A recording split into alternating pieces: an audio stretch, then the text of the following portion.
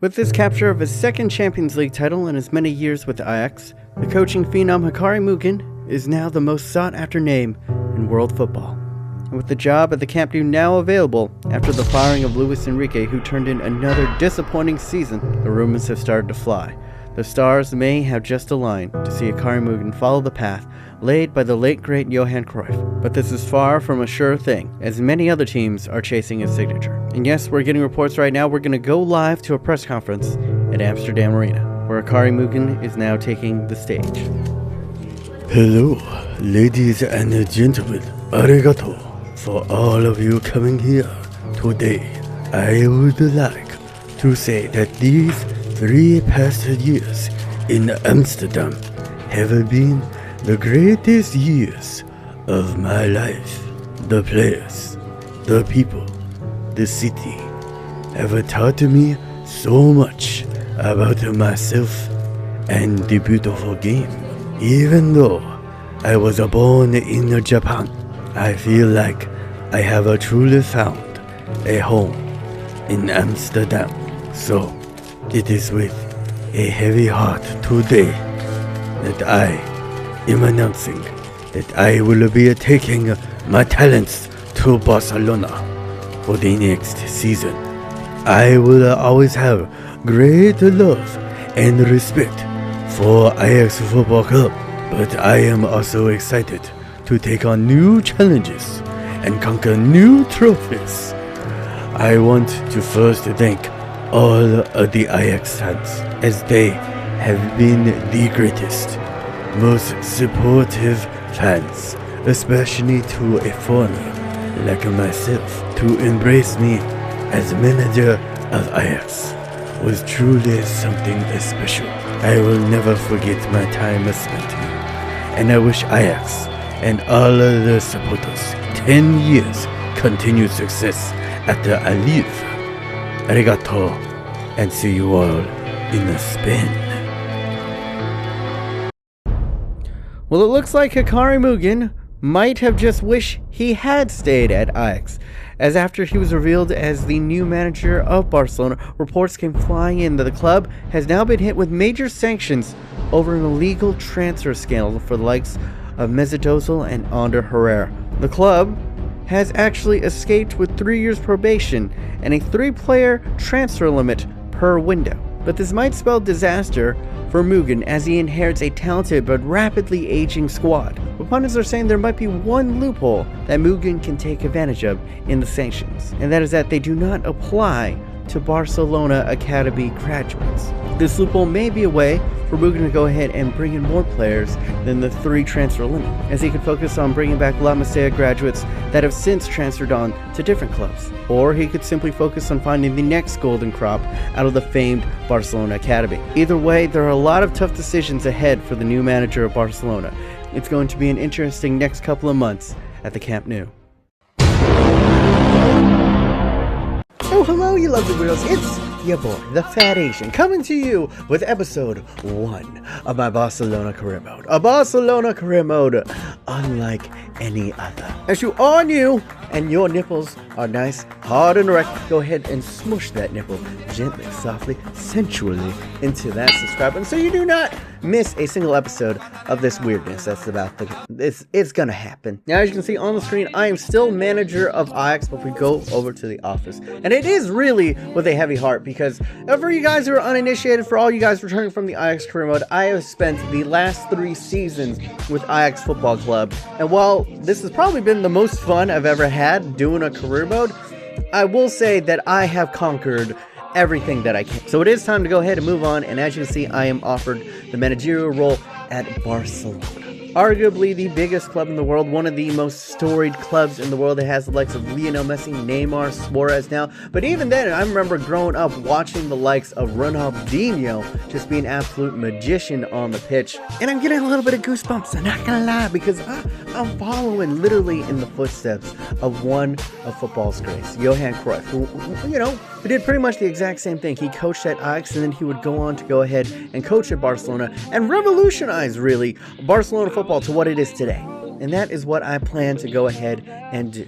I'm going to take the tactics that I have learned over at Ajax, this brand new type of football that we've been playing, and implement it, re-energize the cockles of Barcelona. But the tactics are not the only thing that we're going to go ahead and bring over from the Ajax crew mode. Oh, no. We're bringing in all the traditions that we have. So let's go ahead and start off episode 1 of Barcelona like we started off every single Ajax crew mode. And that is with some kimchi. Oh, great Lord, kimchi, please bless the Barcelona with your great probiotic powers. Oh, no.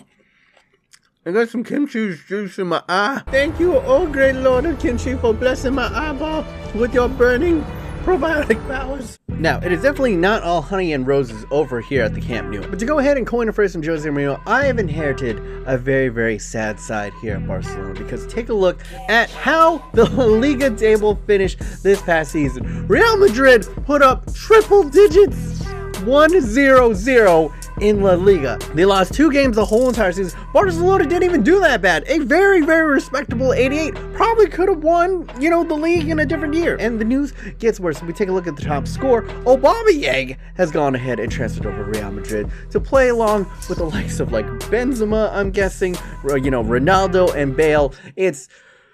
We're gonna need some fast center backs. Now, while many consider Barcelona one of the most talented teams in the world, and you can see that there are a lot of 90s, a lot of high 80s on this squad, it's an old ass team. You can see it right here. A lot of their top players are either starting their decline or on the verge of declining. You can see Gerard Piqué, 32. Mascherano, 35. Jordi Alba, 30. Busquets, 30. Rakitic, 31. Iniesta, 35. They've captured Ozil, but he's at 30.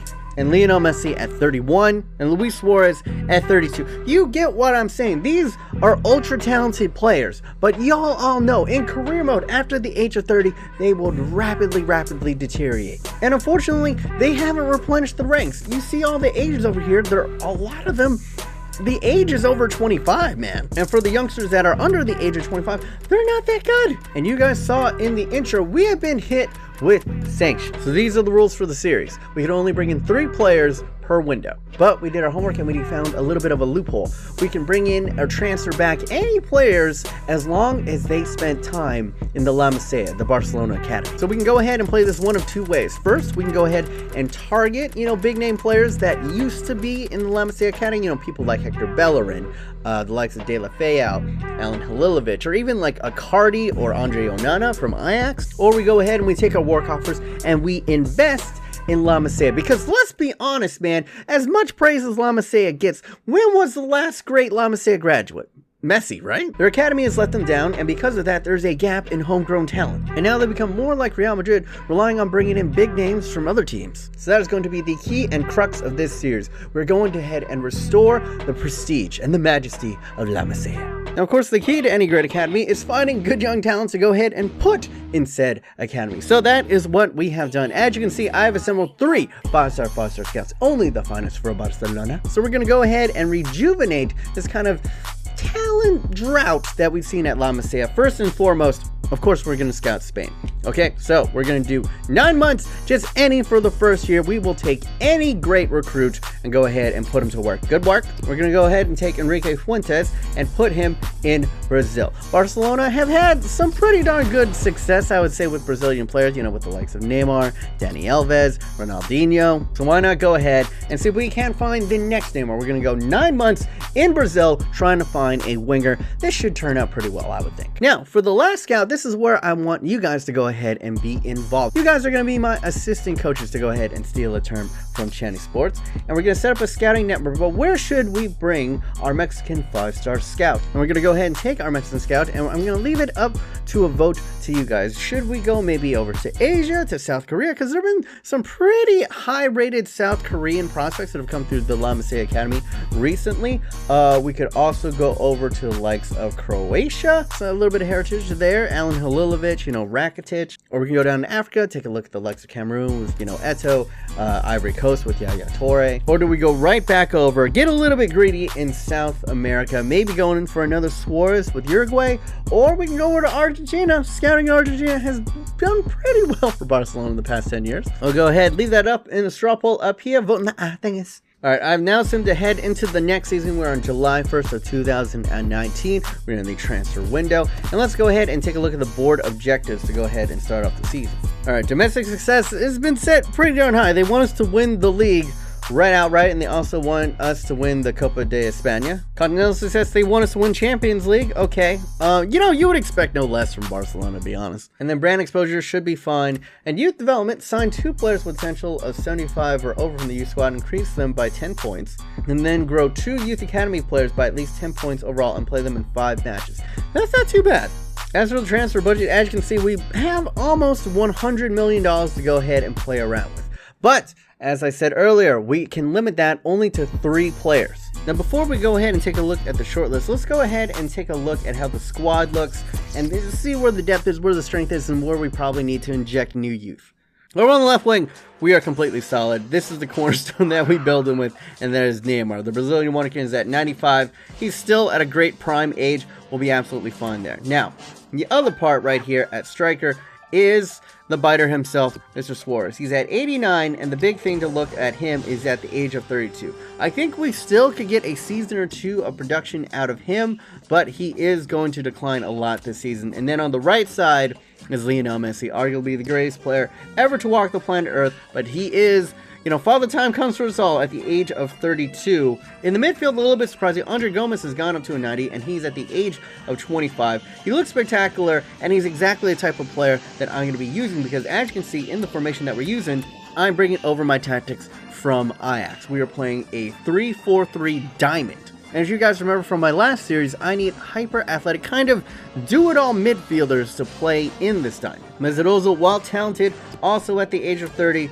I mean, like, pretty much every single position in the midfield, hold for Andre Gomes, we're going to need to find someone new. Suarez is okay, and he's pretty young at the age of 25, but what I don't like about him is his strength's only at 56. I don't like weak center mids. CDM prospects are a little bit better. I think we're okay here. Sergi Samper at the age of 24 does have pretty darn good potential. Center back, I actually think we're okay. Now, while PK is pretty old at the age of 32, look at the talent that they have accrued. We have Koulibaly over here, who's at 28, probably get a couple more years. And they brought Kurt Zuma, one of my favorite young athletic center backs that you can get in the game. 24, 6'3", he's a monster, he's got a lot of pace. And then on the other side, so we have a relatively young Umtiti at the age of 25, and then you have Kostas Manolas at 28, still get a couple of good years out of him, and all of them, hyper athletic, really pacey, pretty strong.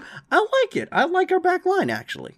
At the keeper position, we have both Ter Stegen and Silson. They're not at prehistoric ages yet, and goalkeepers can definitely have a longer shelf life than any other player in the game. So I think we're pretty solid there for now. So go ahead and looking at the roster, the main holes that we need to go ahead and fill up, I would say, is finding a little bit more of the type of midfielder that I like to play with in the diamond, and then finding a good successor for Suarez and Messi in the next season. So the big name on everyone's list, the hottest young talent in world football right now, is this man right here, Kylian Mbappe. We actually bought him over at Ajax, but we didn't give him the amount of playtime that he really needed. Even then, he has grown to an 80. He's a left winger. We could go ahead and opt to bring him in. So why not? He's not getting the minutes that he'd want. It looks like the deal is likely to happen. And with 17 million, here's the thing. We got a lot of dead wood on our side. So let's go ahead and maybe trade out 1 or 2 of them. I'm going to see if I can go ahead and trade back ex-Ajax product Silson, and then 10 mil and grit Andre Onana, have him battle it out. Healthy competition between him and Ter Stegen to see who shall be king in between the sticks. We're going to kind of go the same route right here. Hector Bellerin spent time in the Barcelona Academy. So what we're going to do, we're going to take an aging Jordi Alba, who's worth about 26 million, and see if they'll go ahead and take a nibble on it. We're going to do the same thing right here. Adrian Silva, and we're going to try to reunite with Alan Halilovic. Adrian Silva is worth 22 million, but as you can see, they're in their final year of the contract, so I'll put Adrian Silva 5 million on there. And remember, if they spent time at the Barcelona Academy, they do not count as one of the 3 transfers. And another great prospect that we have right here is Balde Keita. He's now over at Manchester City, but he's another Barcelona product. As you can see, blazing pace, 97 acceleration, 95 sprint speed, and he's got pretty darn good strength as well as high agility. I want him. I want this kid really bad back at Barcelona. I can see him as a long-term, maybe successor. Maybe never going to be as good as Messi, but someone who can be very, very dangerous. Now, if you guys might remember, I played some tricky tactics and basically said that Davy Klaassen should be a free agent this season, but as you can see, he's still at Ajax, and it doesn't seem like he did anything. So I'm pretty sure within the month that I had left to join Barcelona, they re-signed him to a long-term contract. And speaking of Ajax products, Kasper Dolberg-son over here could be a pretty interesting successor to the likes of, Suarez. Kind of fits the same mold, maybe not as technically gifted, but, a good, strong target dude. But with only 3 spots we can waste on non-academy players, it's going to be a tough. Then we needed center mid help. Why not go ahead and buy one of the hottest center mid prospects in the world, Renato Sanchez. He is an absolute terror in this game. And then there's João Mario, hyper athletic center mid, who can also very, very physical and can play the defense. He's basically them. João Mario and Renato Sanchez, boom shakalaka, those two would be my dream midfield pairing to get alongside of the likes of Andre Gomez. And if you want to talk about 2 of the brightest young talents at the right mid position in the world right now that have maybe the potential to become, somewhere near the level of Messi, the first name that probably comes to everyone's list is this dude over here, Ousmane Dembele from Dortmund. He's electric with his pace. He's freaking 5-star. I think skill moves 5-star, weak foot. He is a god in this game. And the other one is Mbappe's Monaco compatriot, Bernardo Silva. He isn't the fastest, he's not the slowest either. He's kind of more of a technically gifted player, and he just reads the game so well. And it would, he just seems like a player that would fit Barcelona. So I've gone ahead and given you 5 names right there. Go ahead and vote up in the things. The top 3 people that go ahead and get those votes will be the ones that we go ahead and bring in this transfer window. Or did I miss anybody? Let me know in the comments down below. Who should I be looking at? And, any top tier talents. We don't have to go after youngsters. We can get, just big names that are already right. With that, I'm going to go ahead and conclude episode 1 of the Barcelona career mode, the rebuild through La Masia. I've already sent out the scouts. In the next episode, I want to see your guys' results. So, who should we really be targeting? I'm probably missing a couple of big names that are just, popping off in my dumb head right now. And then we're going to get our first crop of new boys into this side. I want to get some good youth products in there right away and show them off to y'all. If you did enjoy this episode, take that hard red nipple, smush it into that like one. Follow me on the Snapchats and the Twitters. Yeah, that's pretty much it. My name is B Modest. Remember to stay yourself, stay humble, be weird.